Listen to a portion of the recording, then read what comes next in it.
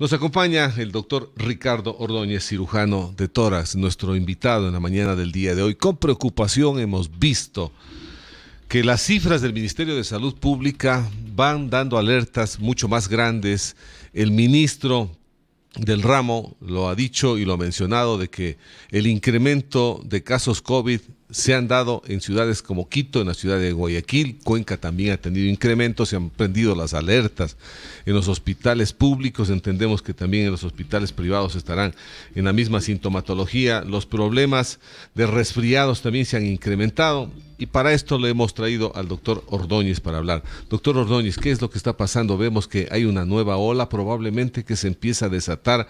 La gente se liberó muy pronto de las mascarillas, de tomar las precauciones del caso, ¿o es que el comportamiento del clima está llevando a esta nueva ola de resfríos? Buenos días. Primero, muy buenos días. Siempre, Rubén, un gusto inmenso estar con esta bella audiencia, con este grupo de gente espectacular que está puesta la camiseta para trabajar en la emisora de la voz de los que no tienen voz. Me he aprendido tanto que escucho esta emisora, que es muy buena. Sí, en realidad, primero agradezco inmensamente la invitación. Yo creo que es un proceso cíclico. Lo que dice Rubén es muy real. Después de la oleada del COVID en su máxima expresión, de tener todos los hospitales abarrotados con gente en cuidados intensivos, sin respiradores en el mundo, con mucha gente que falleció, vino un bache, yo diría estacionario, climático, personal, social, donde la gente bajó un poco la guardia.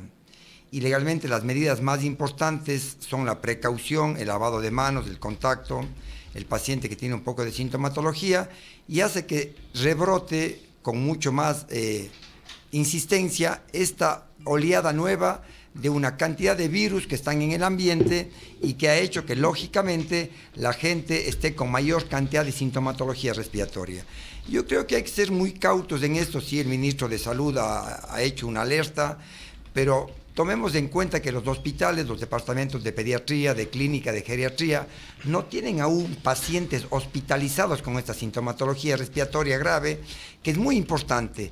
La gente tiene que ser consciente que hoy por hoy hay más sintomatología respiratoria. Me refiero a tos, un poco de disfonía, secreción nasal, dolor del cuerpo, sobre todo disfagia, que es una dificultad para deglutir, o dolor de la garganta en términos bastante entendibles, y que la gente se pone un poco más de alerta también, Rubén, porque hay mucha información. La información es buena, y también la gente por ahí toma precauciones muy rápido, porque es un proceso fisiológico, es un proceso inmunológico, es un proceso virológico en que hay que tomar ciertas precauciones, pero al momento, en el hospital donde trabajo y tengo contacto con muchos colegas de otras clínicas, hay mucha consulta, pero no hay pacientes hospitalizados. ¿Qué es lo que debería tomar en consideración el paciente cuando tiene dentro de su sintomatología, por ejemplo, malestar del cuerpo, que se siente resfriado, molestias en la garganta? ¿Qué debería hacer de manera inmediata? Bueno, yo pienso que cualquier persona, y bueno, hagamos un ítem, la gente de más de 65 años con alguna comorbilidad, es decir, que sea hipertenso, que sea diabético, que haya tenido bronquitis crónica, que tenga un stent, que sea cardiópata, que tenga alguna valvulopatía, hay que tener precaución. Y los niños menos de 5 años. Y todo aquel que sea sintomático respiratorio, es decir, un paciente que sin causa aparente tenga tos y secreción nasal por más de 15 días, sí es un poquito preocupante, porque en realidad hay algo que no funciona. Y lo que sí, con mucho criterio, Rubén, vos manifiestas que la gente que tiene tos persistente, poliartralgias, es decir, dolor generalizado, decaimiento, malestar, dificultad para deglutir, secreción nasal abundante, dolor del macizo facial, es decir, una sensación de pesadez, cefalea, y que con sintomatología y que con medicación más o menos sintomática habitual no cede, hay que tener algún tipo de precaución. De no, tendríamos, todo el mundo cursamos en algún momento con un proceso viral. Lo que sí, sobre todo para las madres jóvenes, que sean más cautas. Los chicos están yendo menos a los colegios, que es una realidad que tiene que estar los chicos en los colegios, en las escuelas, porque es un proceso. Los pediatras ven muchos niños ahora, pero pocos hospitalizan, muy pocos se hospitalizan, porque salvo que el niño tenga alguna enfermedad adicional, que sea asmático, por ejemplo, que sea bronquítico crónico, que tenga hipertensión, un paciente adulto, que sea diabético, que tenga obesidad, y además que tenga el virus de la influenza, puede ser grave. Es decir, un paciente que tenga tos persistente, que tenga dificultad para respirar y que tenga dificultad para deglutir o que tenga molestias generales como sección nasal, hay que tener un poco de precaución. Ahora, dentro del tema de la precaución, esto de vacunarse contra el virus de la influencia, ¿es necesario, doctor? Yo creo que sí. Bueno, además que el virus de la influencia muta o cambia porque tiene dos variables anatómicas del virus, y cada año uno se tiene que vacunar del virus, pero tiene que esperar que la cepa se module un poco. Los organismos internacionales a fin de año sacan una nueva cepa para la influenza del año corriente. Es decir, yo creo que es valedero, hay que vacunarse para influenza, hay que vacunarse la cuarta dosis del COVID, porque lo que hace la vacuna es crear defensas propias para que en caso que estemos en contacto con el virus, tengamos una enfermedad más manejable, una enfermedad más atenuada. Yo pienso que sí, la gente que tiene algún tipo de comorbilidad, y los pediatras manejan muy bien esto con los niños, sí hay que vacunarse para la influenza, porque no es igual que para el neumococo, el neumo 23. Uno se vacuna cada 3 o 4 años o 5 años, porque la cepa varía poco. No sé si en poco tiempo podemos tener una vacuna para la neumonía cada 2 o 3 años, porque mutan mucho las bacterias, los virus mucho más, pero sí es recomendable vacunarse, sobre todo la gente que tiene algún tipo de patología respiratoria crónica, o en niños que sean asmáticos o riníticos, si es y los que trabajamos en un lugar donde tenemos mucha gente de salud, sí es recomendable vacunarse. De hecho, el Ministerio y la OPS y la OMS recomiendan vacunarse, que es una norma internacional. Sí. Hemos visto que hay nuevas variantes también del COVID, volviendo al COVID, y que recomienda la cuarta dosis, pero la gente como que se ha puesto un poco reacia a no ponerse la cuarta dosis, porque se ha escrito mucho, se han dado muchos problemas, hay mucha gente que ha mitificado el tema de esta cuarta dosis de vacuna.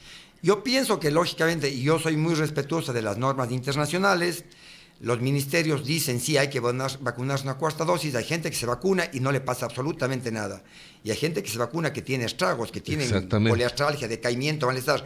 Por el amor de Dios, que no me interpreten que no se vacunen, es una decisión personal. Creo que inmunológicamente, biológicamente tendremos que vacunarnos la cuarta dosis, pero acuérdense que esta nueva cepa del COVID afecta a la vía respiratoria superior, a las mucosas, no afecta al alveolo, porque no tenemos ningún paciente hoy internado con neumonía y un respirador post-COVID. Seguramente una bronquitis, una laringitis, una neumonía no tan compleja, pero la variable del COVID hace que los hospitales no tengan pacientes en cuidados intensivos y que el paciente sí tenga mucha sintomatología respiratoria. Rubén, lo que más consulta a la gente, y hablamos en el grupo, tenemos un grupo es una pequeña cuña, Respi Río trabaja en el Hospital del Río con el doctor Huapizaca, geriatra, Mateo Toraki, neumólogo, yo como cirujano de tórax, Natalia Pinos como yo, y el doctor Alfredo Fernández de Córdoba, neumólogo pediatra. Entonces vemos y conversamos todos los días porque tenemos un grupo muy homogéneo donde compartimos criterios, y Rubén, la causa más común de consulta hoy es la disfagia o el dolor de garganta. La gente se queja de que tiene una sensación de no poder deglutir porque el virus produce una faringitis, una laringitis, una amigdalitis muy severa que impide que el paciente pueda deglutir. Tiene un dolor generalizado, tiene malestar, tiene decaimiento. Una inflamación bastante agresiva, ¿no? Muy agresiva, ventajosamente en las mucosas y en la vía respiratoria superior. Trasloquemos esto meses antes, años antes, el COVID, el virus iba al pulmón, al alveolo, y producía insuficiencia respiratoria y los pacientes terminaban en un respirador. No digo que sea más suave, es más manejable, ventajosamente es mucho más sintomática. La evolución se dice que en 4 o 5 días supuestamente el virus cae la carga viral, y el ministerio hoy por hoy para cualquier paciente que tenga COVID o influenza en 5 días tendría que reincorporarse al trabajo porque es patología más sintomática, más llamativa, pero fisiológicamente afecta mucho menos al aparato respiratorio, como es la función principal, que es la ventilación pulmonar.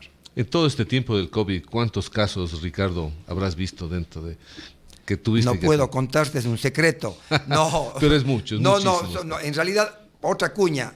El Hospital del Río trabajó 2 años y más con 7 médicos, que hicimos todos los días visita virtual, turnándonos una semana cada médico, que era un trabajo muy cansino.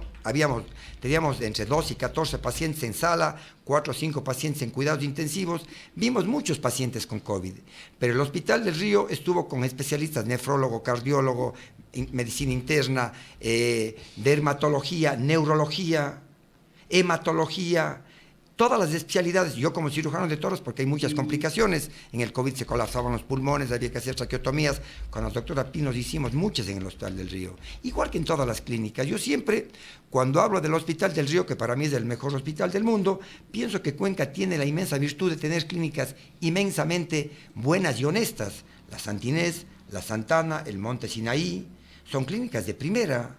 Y creo que todos los médicos en Cuenca trabajamos con un apego a la verdad, al respeto al paciente. Lo que sí, humildemente, y sin que se enojen las otras clínicas, creo que fue la única clínica en el país donde el grupo de COVID del Hospital del Río durante 2 años y medio nos reunimos todos los días, 7, 9 médicos, y vimos todos de forma conjunta todos los pacientes con COVID, que fueron, no quiero ser petulante, muchos pacientes, muchas complicaciones, y hoy, Rubén, seguimos viendo pacientes post-COVID, que son pacientes que quedaron con laringitis, con traqueitis, con fibrosis pulmonar, con insuficiencia respiratoria, con dermatitis, con alopecia, con colitis, con arritmias. Muchos pacientes con COVID, post-COVID, quedaron con muchas alteraciones del músculo cardíaco, que es el miocardio, y nosotros vemos, yo no veo cardiología, lógicamente, pero vemos mucho las secuelas post-COVID, que hoy por hoy, igual que en el COVID, los médicos no sabíamos lo que hacíamos al principio.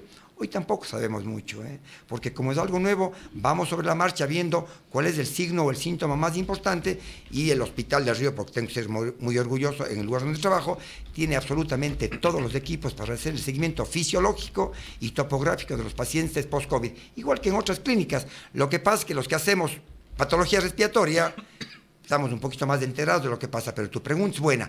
Todavía hay muchos pacientes, tenemos internados pacientes en el área de COVID, pero ya no están en respirador. El mundo aprendió de esta última pandemia, aprendió porque nos cogió con los pies cambiados, con los zapatos cambiados, ¿no? Chuecos. No teníamos idea qué es lo que pasaba. Creo que se investigó y se evolucionó bastante bien.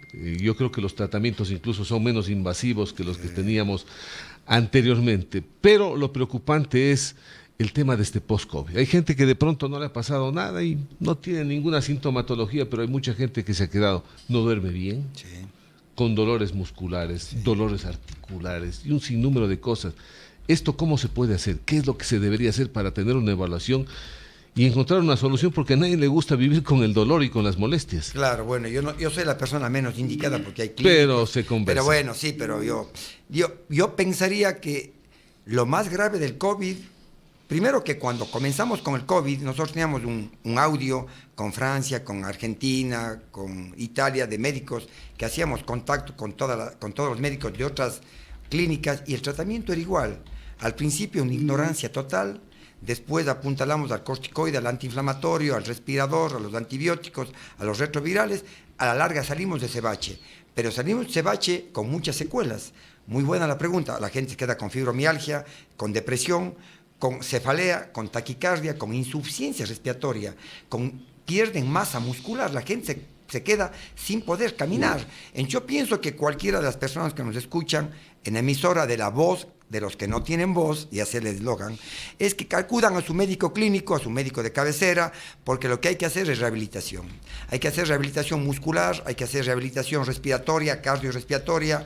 Hay un músculo muy importante en el aparato respiratorio que es el diafragma, que es un músculo que divide la cavidad abdominal de la cavidad torácica, que tiene que ver mucho fisiológicamente con la movilidad del pulmón, y el músculo queda muy débil. Entonces hay que reeducar este músculo, los músculos intercostales, los músculos de la pared del tórax, los músculos de todo el organismo. Yo pienso que sí vendrá una época donde hayan vitaminas como la vitamina E, la vitamina D, el zinc, la rehabilitación, la fisioterapia, los mucolíticos, los antiinflamatorios, los broncodilatadores, que son los antiarrítmicos, los medicamentos que controlan la presión arterial, porque, Rubén, las complicaciones post-COVID en gente que ha tenido algún tipo de comorbilidad son muy complejas, y la gente se amarga terriblemente porque en la realidad pasé el COVID y no me siento bien. Y hay gente que estuvo en el respirador, que se le hizo traqueotomía y está caminando perfectamente bien y no ha tenido ninguna secuela.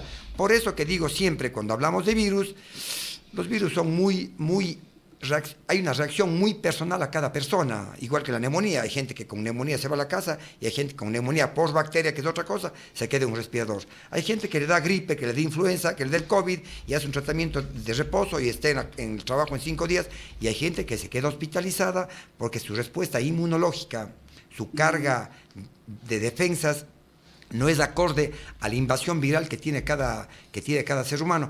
Por eso yo pienso que esta enfermedad tiene que ser individualizada. No se puede generalizar porque cada paciente reacciona diferente. ¿Qué es lo que se debería hacer como precauciones frente a esta época cambiante, Ricardo? Hemos tenido un invierno prolongadísimo, hoy en día un verano muy fuerte, soles intensos, fríos, insoportables en momentos. Yo pienso que las normas básicas están vigentes. El lavado de manos, el contacto con gente que esté con... Yo pensaría que sigue siendo útil la mascarilla. La mascarilla en gente que está con tos, los que trabajamos en hospitales, los que estamos en la consulta, tenemos que utilizar mascarilla. La gente que tiene tos, que tiene un poco de sección nasal, tiene que utilizar la mascarilla.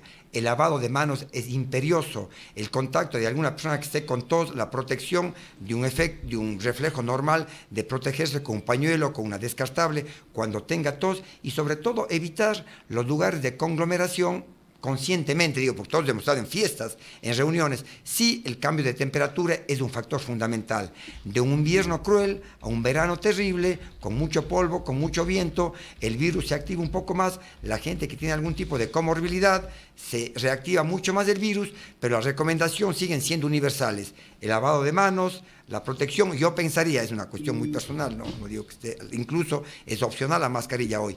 Hoy un consejo sano, la gente que no se siente segura, que utilice la mascarilla. Y los que trabajamos en hospitales o en clínicas de cajón, porque recibimos muchos pacientes con cualquier tipo de virus, el uso de mascarilla. El beber líquidos fríos, muy fríos. Menos del whisky, todo. En realidad, sí. Claro, a usted, Rubencito, le gusta el whisky, el buen whisky. Yo creo que la hidratación es el mejor mucolítico expectorante. El doctor Guillermo Moreno, el doctor Jorge Arizaga, el doctor Alberto Quesada, profesores divinos de la Facultad de Ciencias Médicas, de la mejor facultad del mundo, del estatal, del pueblo, de la calle, yo siempre digo, mi facultad, nos decían que el mejor mucolítico es el agua, porque el agua, como elementos químicos, diluye o hace que se pierda la tensión superficial del moco. El moco son proteínas, lo que producimos todos. El agua es el mejor expectorante natural y hace que tengamos una buena mecánica ventilatoria y que las secreciones se vuelvan más fluidas. Beber agua es el mejor coadyuvante cuando uno tiene patología respiratoria, porque las secreciones se vuelven más fluidas y podemos expectorar con más facilidad. El agua es... ¿Agua fría, agua helada o agua al ambiente? Yo creo que es una creencia. Si no, la gente que vive en Alaska tomaría agua caliente y no toma, No. La gente que vive en Chimborazo no toma agua caliente. Creo que, como dicen la gente del campo, quitadita el frío nomás. Y usted que es medio precauto, medio rubencito, medio enfermoso, agua al ambiente, no con hielo, pero cualquier cantidad de agua. Y lo que decía, agua casera, el agua de Cuenca es espectacular, el agua de Cuenca es divina. Yo soy glorioso cada vez que voy a algún lado, yo cuento que tomo el agua del grifo, dicen en otro lado canilla, de la tubería, y el agua de Cuenca es divina, el agua de Cuenca es agua sana. Yo pienso que el agua como medida coadyuvante, el hidratar la vía aérea es espectacular, sí es una muy buena medida. Doctor, si alguien tiene alguna consulta que hacerlo, ¿dónde le puedo ver? ¿Dónde le localiza usted? ¿En el Hospital del Río? ¿En qué consultorio? A mí no me gusta mucho decir esto, pero estoy en el Hospital del Río y el departamento donde trabajo se llama Respi Río. Somos 5 médicos, somos 10 médicos, somos 50 médicos, somos 200 médicos en el Hospital del Río que estamos para servirles, y al que escuche esta locución, que venga en nombre del señor Rubén Valencia Vintimilla, que es mi pariente político lejano, porque le quiero mucho, que no pague la consulta, que hay una consulta gratis, pero que me traigan una mermelada, un pan, alguna cosa que siempre es gratificante para el médico. A las órdenes, no, yo trabajo en el Hospital del Río, cualquier cosa, cualquier consulta que pase por el ingeniero Rubén Valencia, que él me haga los trámites correspondientes. Muchas gracias al doctor Ricardo Ordóñez, un personaje en el campo de la medicina muy reconocido, y por supuesto, si alguien quiere consultarlo, que vaya al Hospital del Río. Son las 8:22 minutos. Volvemos luego de esta pausa. Inicio de espacio publicitario.